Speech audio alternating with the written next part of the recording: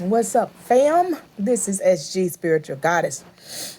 There's a conversation going around on Facebook right now, and I did entertain it and had a very good conversation with a lot of, my people on my page. It's saying basically to form it for the show, which would you put out of the two? Would you prefer an inconsistent father in your child's life or no father at all? The fact is, we would all prefer a consistent father that we could properly co-parent. I'm going to go a step further and say it's not even just about the fathers, because there are absent mothers, absent and inconsistent mothers out there as well. So we're not going to make it one-sided. I know people that make a lot of excuses. They going to pick apart everything that is said. And this is why we do the blackout show, so you can hear the words and get into the conversation versus the face, right? They're inconsistent people in this world. Me, I'm very, low-key. I put out what I want to put out. I'm going to give you my answer, and I'm going to give you why. Some may agree with it. Some may not agree with it. Guess what? Either way, it's your opinion. And it's not going to change my opinion, right? Because I'm putting it out there. So people are going to have opinions, right? I said I would prefer to not have my child to not have a father at all than to have an inconsistent father. Here's why. As a divine feminine energy, as not just a vessel to bring a child here, as a divine feminine energy, I have a very strong connection with my children. What they feel, I feel. Not every woman that has a child has that same ability. And if they do, great. They're in tune with their divine feminine energy. But it's levels to it. These are the things that aren't talked about, because everybody feels like everything is the same. And for me, I can use this as an example. I have a 4-year-old son. His dad is a rapper, not an internet rapper, a famous rapper in the South. And we were cool for many years before we even conceived. But it wasn't to the point to where we were always in each other's energy. It was just a certain respect, a certain chillness that we always had when it came to each other. And all of those things changed once we conceived. Then, you get to see the real person. Now, in hindsight, we already knew, we tried the relationship thing. That doesn't work. So I am, very fluent in the co-parenting as I grew up, watching co-parenting from different parts. I watched my mother, who was married to my dad, when she conceived me and my brother, co-parent, with, that side of the family. I'm very fluent in, seeing things happen. So I attempted to co-parent with him. And I gave him 4 years now. I gave him 4 years. It was a hella rocky 4 years, right? He was crazy inconsistent, but I allowed it to happen because that was his father.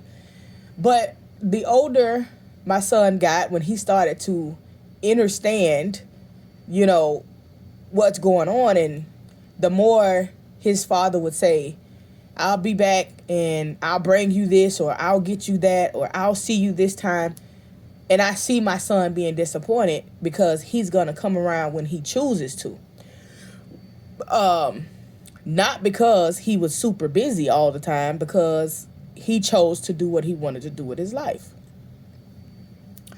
And I'm not going to be the one yelling in his ear, oh, you sitting around doing this, that's his life. I gave him fair will to do whatever he wanted to do. I never pushed a narrative. I would always say, when you seeing your son.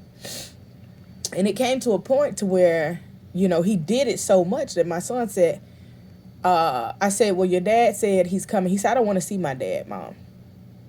He's 4. One thing I'm thankful, I have very intelligent beings that I created. But I felt that when he told me that. I felt the inconsistency getting greater. I am not the one that's like, oh, be with me or else. You can come in this house and see your son and walk out the door. You know, like I'm that person. I'm in a completely different situation. And the good thing is, you know, my son loves and respects, you know, the person that is in my energy, you know, and in their energy that has been for years. And so I was just always like, you know, give a man the room to hang himself. And that's what I did. His inconsistency, then he turning up, he drinking, he hanging out, he somewhere smoking, he doing whatever he want to do. But the consistency of you putting your son as a priority wasn't there. Your priority is you feeling good and you doing what you want to do in your life, and however that may be, whatever that may be, I respect him because that's your life. See, as a mother, when I had my son, I wasn't bounding on anyone being the best version of themselves other than myself, because I can't control anyone else. And I don't have expectations for anyone else, right? So it's not my duty to hold his father's hand. It's not my duty to continue to take up for his father. It's not my duty to, you know, lie for his father, because then I'm lying to my children, and I don't lie to my children. I also give them free will and free range. So at 4, I decided, okay, we're not doing the inconsistency anymore. So I cut off all contact and all means for him to contact me. And he knows when that contact is cut, he's not going to reach out until, you know, I unblock or, you know, unblock on social media or anything like that. And I still haven't done that to this day. And I said, when my son gets to be older, 10, 12, 14, and he says, okay, I want to see, you know, my father, if he's still around, then I'll open up that gate. But it was important for me to show my son I still never talk bad to my son about his father. We don't do that in our culture. I still haven't had a conversation with him. I allowed him to see the inconsistency of his father. I allowed him to see that. But as a mama bear, to see your child crushed, to see your child staying up late at night, looking out the window, waiting on their father to come back, and their father don't come back, nor answer the phone, that bothers you way more than anything else could bother you. It's like your job is to protect as a mother and as a father. Even if the other parent is who you have to protect them from, you have to do that. And you have to explain that at a later round. But I believe in allowing your kids to see certain things. And some people may be like, oh, he's 4, he doesn't know. He knows pain. He knows hurt. He knows when something isn't right. Right? So that's why I agree with it.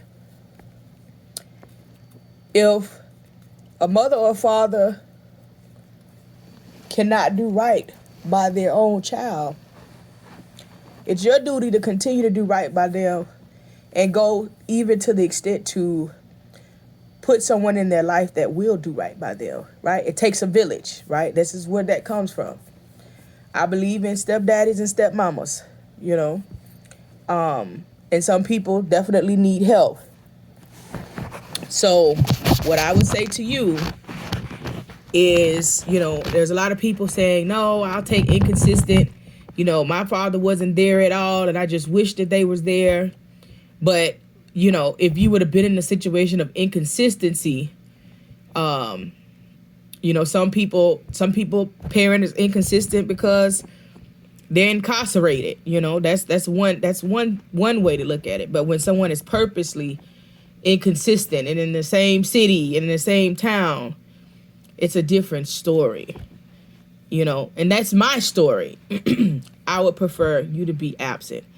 And I took the steps to make sure that it was absent. It's not inconsistent. If you can get what you want, if things can go the way that you want, he would put in the time and effort.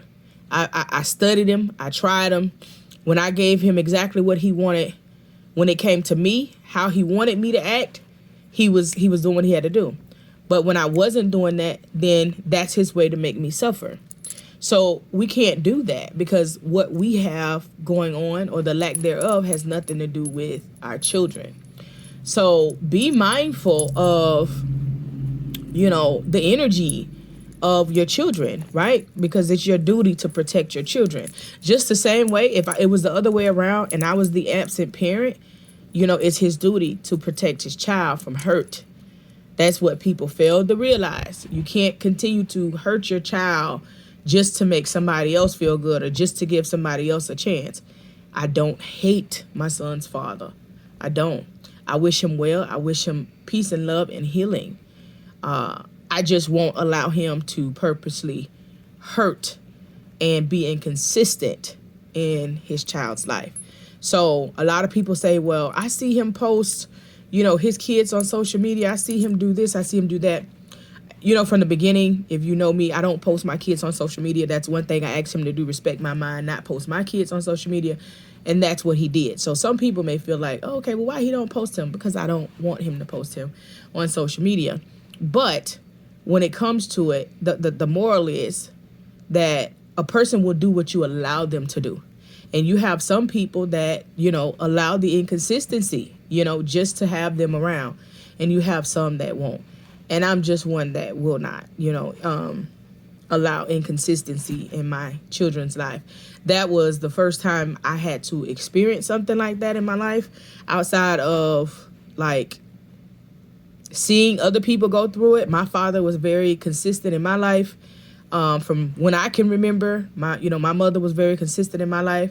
So it was just something that, I had to pray on and be guided to make the right decision. And I hope that whomever may be in the same situation or have the same thing going on, I hope that you pray on the outcome instead of even what I'm saying. Your situation may be different than mine.